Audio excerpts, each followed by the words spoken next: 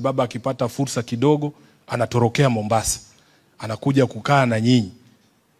Alikuwa anawapenda sana, na nataka niwahakikishie kwamba hata baada ya kuondoka kwake, sisi ambao tumesalia katika uongozi wa chama, upendo huo ambao alikuwa nao kwa ajili yenu wana Mombasa, na sisi tutahudumisha ili msisikie ni kama mumeachwa na baba yenu. Ndio sababu kuu ambayo ilifanya wakati ambapo tumekuwa na mkutano wa Central Committee kule Nairobi, tumesikizana kwa kauli moja kwamba zile sherehe ambazo mlikuwa mumeandaa hapa Mombasa za ODM at 20 zitaendelea hapa Mombasa kuanzia tarehe 14 hadi tarehe 16. Na nataka tuchukue fursa hiyo kumwenzi huyu kiongozi, kumwenzi baba yetu, kumwenzi yule ambaye ametulea sisi katika siasa, na kila siku tu demonstrate ya kwamba sisi ni wanafunzi wa haki wa baba Raila Amolo Odinga. Nataka niwashukuru wale ambao mlichukua fursa kufika kule Bondo kwa ajili ya mazishi. Hiyo ilikuwa ni safari ndefu kwenu, lakini ilithibitisha mapenzi yenu kwa kiongozi wenu kwamba mliweza kufika kule, na washukuru sana. Jambo la pili, mimi kama katibu wenu, hakuna siku, nataka msikie vizuri, hakuna siku ambaye mimi betray chama cha ODM. Na maadili ambayo baba alikuwa ametufunza na mambo ambayo alikuwa anayashikilia yeye mwenyewe, ni jukumu letu sisi kama ambao tunampenda baba kuhakikisha kwamba chama hiki kinazidi kuimarika. The biggest legacy ya baba Raila Amolo Odinga ni kujenga chama hiki. Inachukua muda mrefu sana kujenga chama ambacho unaweza kusema ni chama kikubwa zaidi hapa katika kanda hii yetu. Mimi nataka niwahakikishie wanachama wote wa ODM, nilivyosema katika mazishi ya baba, mimi Sifuna nitafanya kila lililoko katika uwezo wangu kuhakikisha kwamba chama hiki kinasalia pamoja na kinaweza kudumu hata zaidi ya miaka 20 mingine ambayo tunasherehekea. Kuna mambo machache hapa ambayo ningependa kuzungumzia. Kitu ambacho baba alikuwa anatuambia kila siku. Unajua saa hii kila mtu ako na mambo yake, anasema mimi baba aliniambia hii, baba aliniambia ile. Lakini ile tunaweza kukubaliana yote ni ile alituambia sisi sote. Tukiwa wazi mbele ya umma.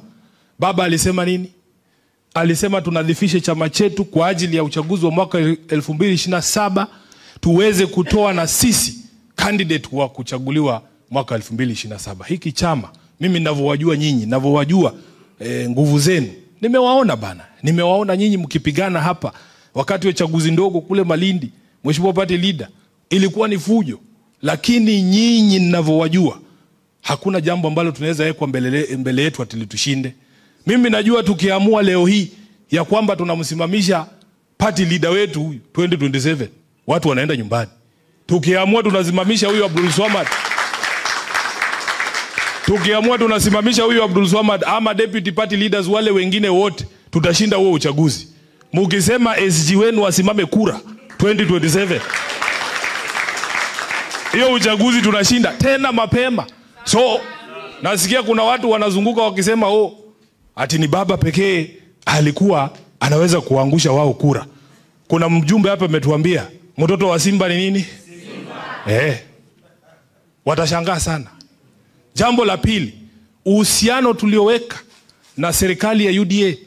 Mkataba huo baba mwenyewe aliwaambia mwenye kuandika ni nani? Mwenye kuandika ni nani? Sifuna, mimi huyu. Sasa wale ambao mlifanya fasaha katika shule, kuna mwandishi kwa mfano Chinua Achebe. Chinua Achebe ndio mwenye kuandika Things Fall Apart. Si mnajua? Wewe ukikutana na Chinua Achebe leo, unaweza kupingana na yeye ni nini iko kwa hiyo kitabu? Sasa kama mwenye kuandika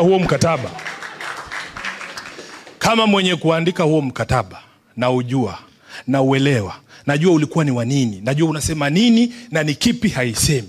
Niliandika hapo ndani mimi mwenyewe nikasema, this agreement does not constitute a coalition agreement with UDA. Iko hapo, Ruto alisign, baba alisign.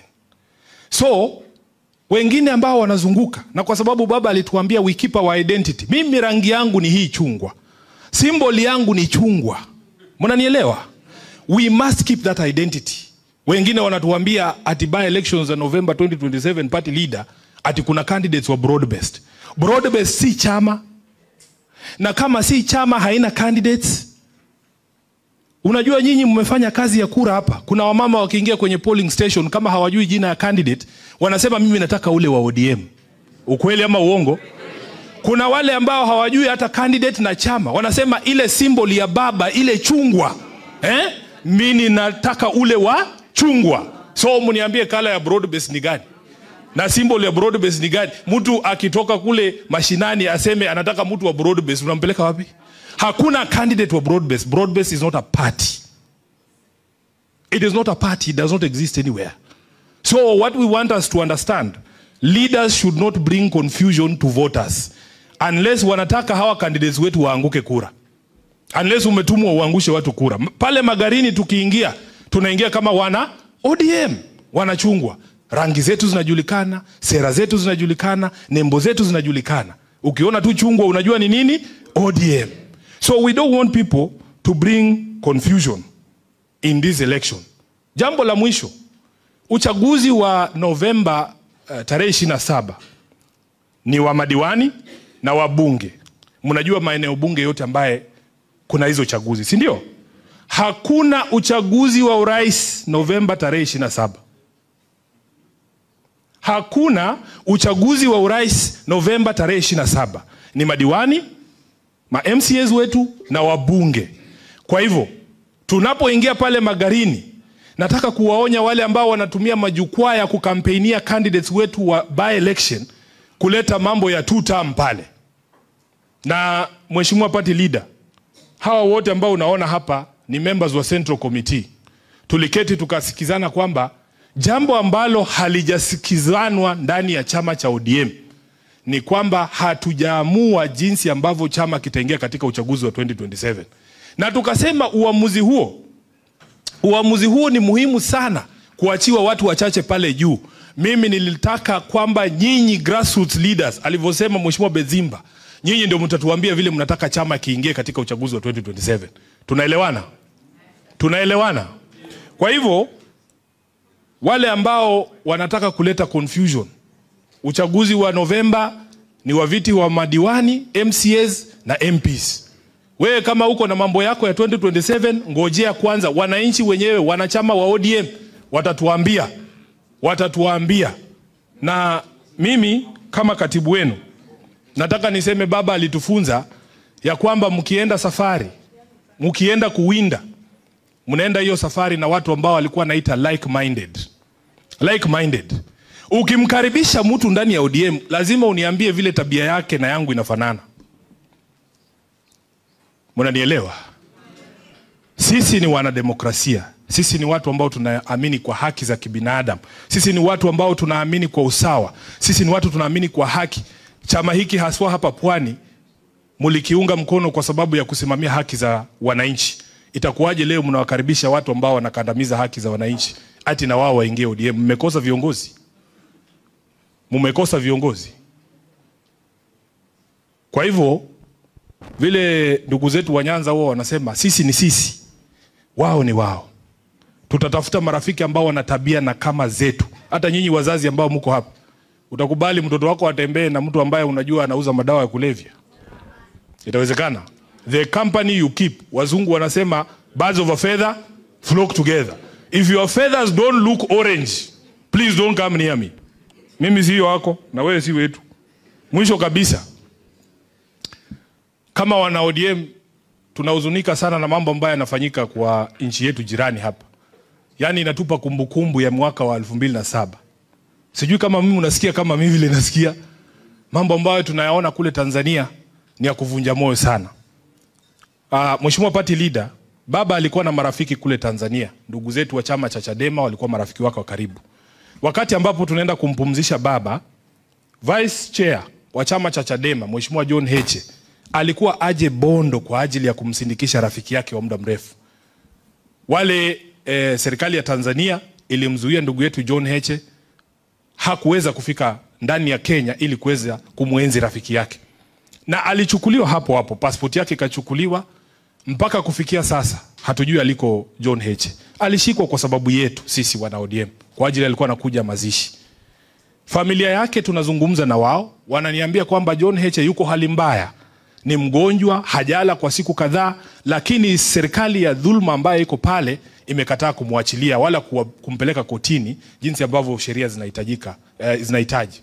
Sisi wana ODM tumesikizana kwamba kesho tutatoa taarifa rasmi kuhusu matukio haya yote, lakini nikiwa hapa nikemee matukio haya kwa sababu si matukio ambayo wanademokrasia kama sisi tunaweza kukubali yafanyike katika area hii yetu ya kanda ya Afrika Mashariki.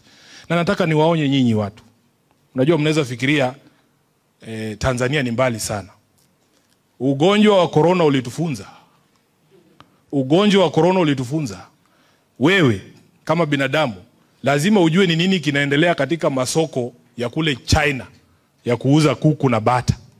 Kwa sababu usipoangalia nini inaendelea kule, ugonjwa utapoanzia mahali inaitwa Sichuan. Hata sisi hatujui hata Sichuan ni wapi. Ilifika hapa ama haikufika? Ilifika haikufika? Mnapoangalia huu ugonjwa wa kukandamiza wanademokrasia katika kanda yetu ya Afrika Mashariki, ni jukumu letu kusema hapana, kwa sababu ugonjwa huo kuvuka boda pale ni rahisi sana. Ni rahisi sana. Kwa hivyo tutatoa taarifa rasmi kesho, Mheshimiwa Governor na wengine vile tumesikizana, alafu tuweze kuweka wazi mawazo yetu kuhusu matukio yote ambayo yamefanyika pale kama wanademokrasia. Wanademokrasia wote katika dunia lazima tusimame wakati demokrasia inakandamizwa. Kwa hayo mengi, nataka niwashukuru. Kama nimewachosha na maji ya madafu. Katibu wenu unajua si unatembea kama katibu ama? Lakini between me and the governor we'll be able to sort it out. Nataka